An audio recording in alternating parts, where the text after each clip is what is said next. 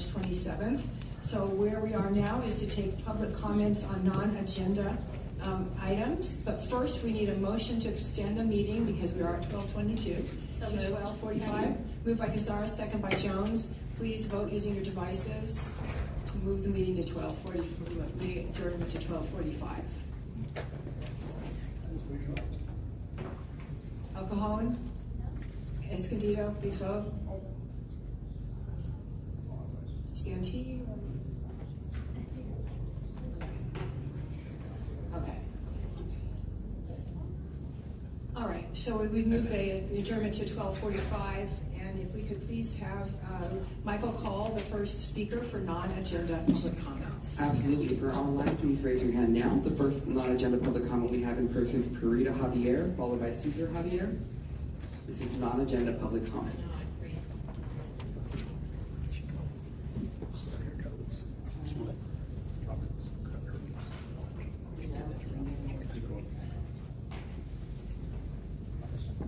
Good afternoon.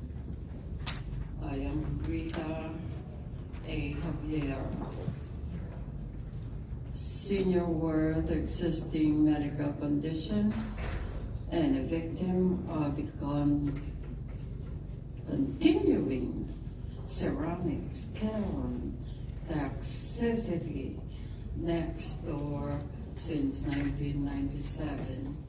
We have committed ourselves as community advocacy on sustainability since representing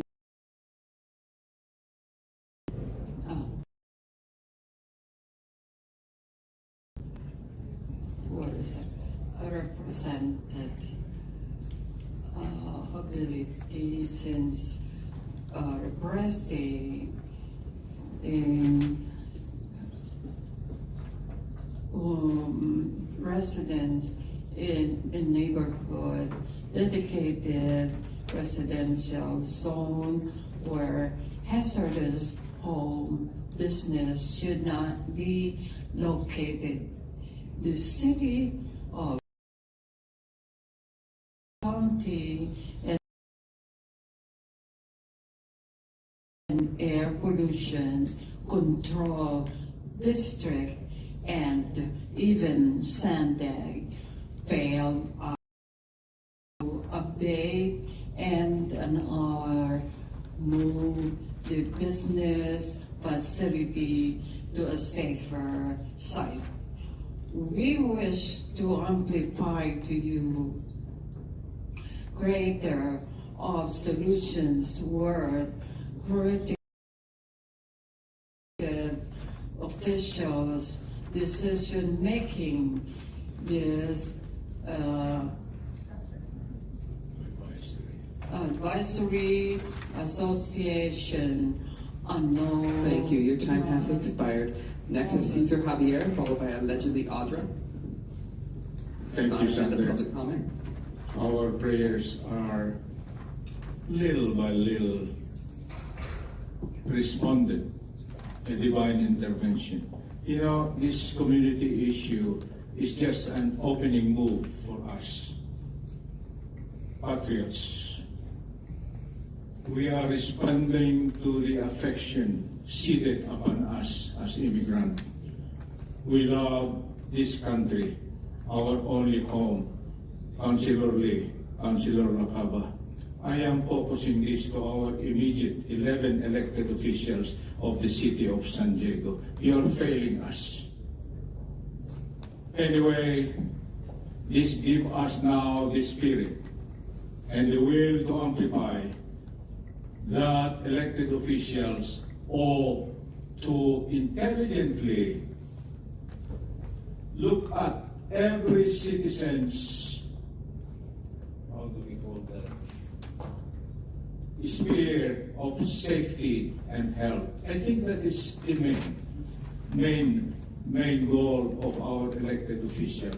Not the physical development, not other else except human survivability.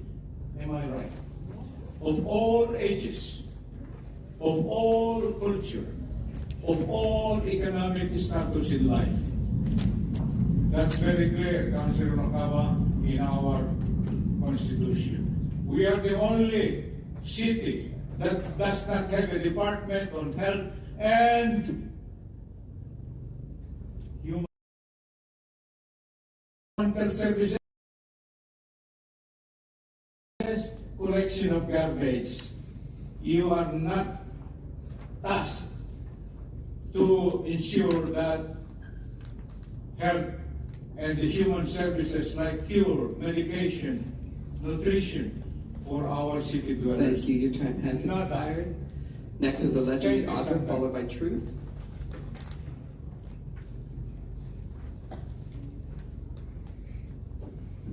Nobody can even pay attention. You guys are so ready to get out of here. You're so disrespectful to the public. You sit here and you're in closed session, then you take back number 5. Does that have to do with closed session? Is that why you're pulling it back?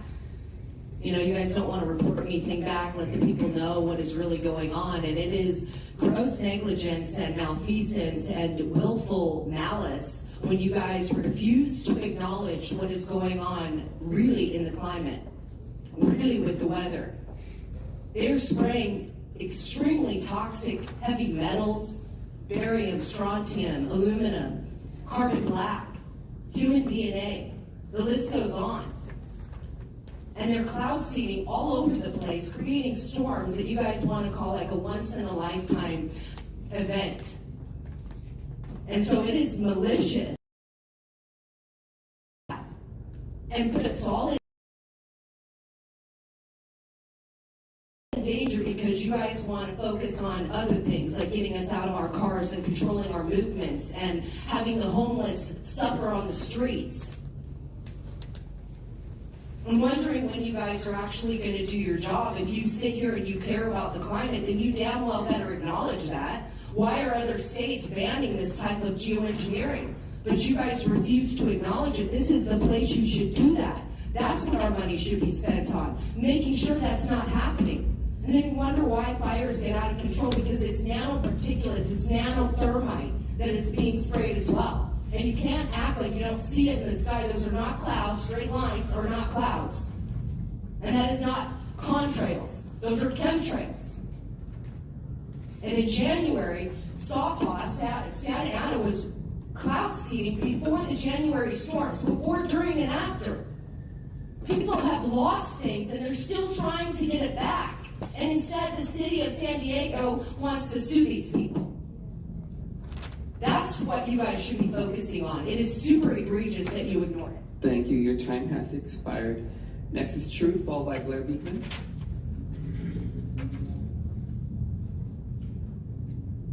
Well, yet another Friday the 13th stand-up horror show, definitely again.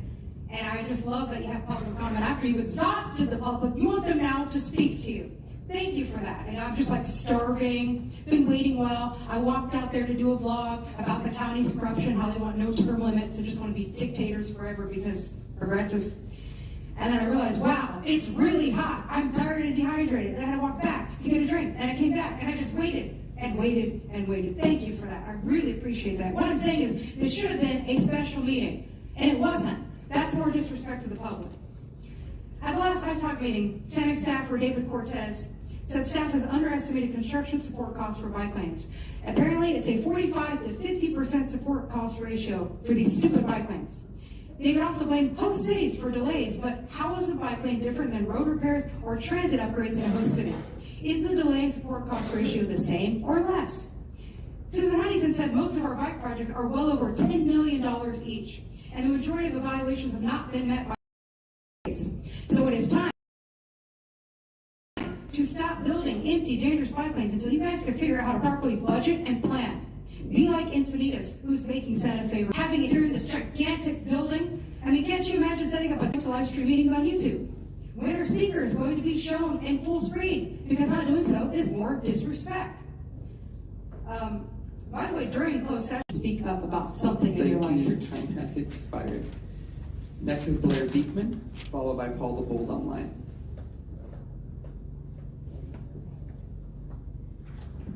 Hi, Blair Beekman. I'm back from Hawaii. Hi to everyone I'm going up there next week, actually, to the UASI meetings. Believe it or not, their UASI has public meetings. They're questioning the future of their public process. It's been such a great idea, and I hope they don't end that. And so I'm going up there to fight for it, and that it can continue. I hope you can look into it and consider its good purpose, and that it may be useful to continue the public process for UASI meetings. They work like SDOES down here. So to end that sort of public process, it'd be really hurtful. Yeah, and the differences between how UASI works down here and what you guys do, what they do up there, it can make for good comparisons, all with the goal towards a good public process. That SDOES is really learning well how to better do, I think, in the past few years. I think they've been doing some nice work. Thank you. With my remaining time, we're going to talk about Argus issues. We are in a time of national security panic. I talk about the practices of openness and communication and peace and best practices relating to each other, and not be secretive, hidden, and we can't say we can't talk about anything or work on projects because we're at war. War is...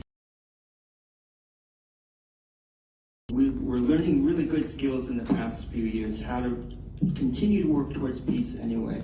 So I hope whatever we're doing, we can be working towards peace and best practices. Good luck in those efforts. Thanks for the words of DRA. I hope we can bring in all points of view and really take them as an honest dialogue here. Good dialogue. Thank you. And our last public comment is Paula Bolt.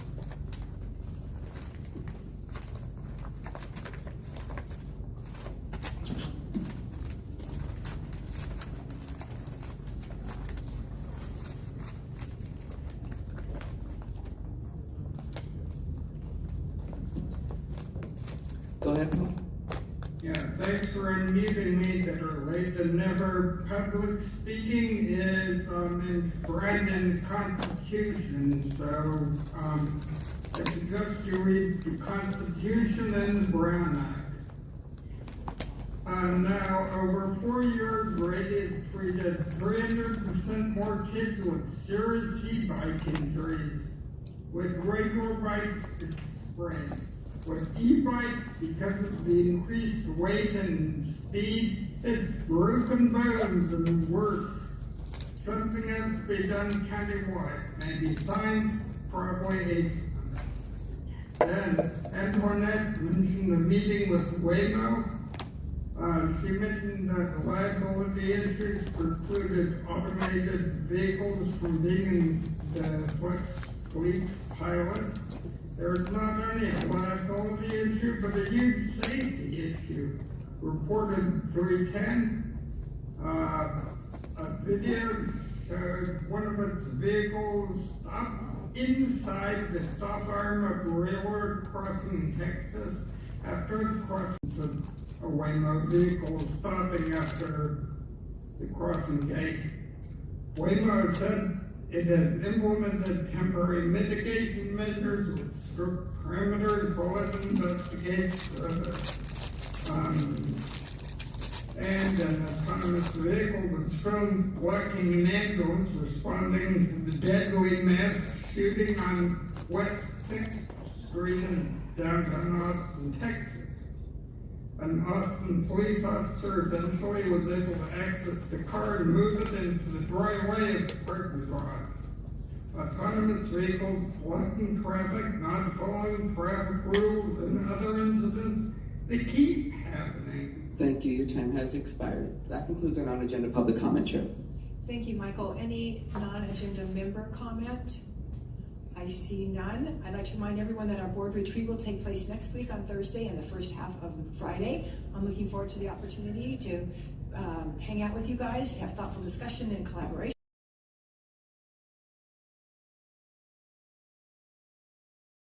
Thursday, March 19th at 9 a.m. and Humul. Good night. Bye, everybody. Stay classy, San Diego.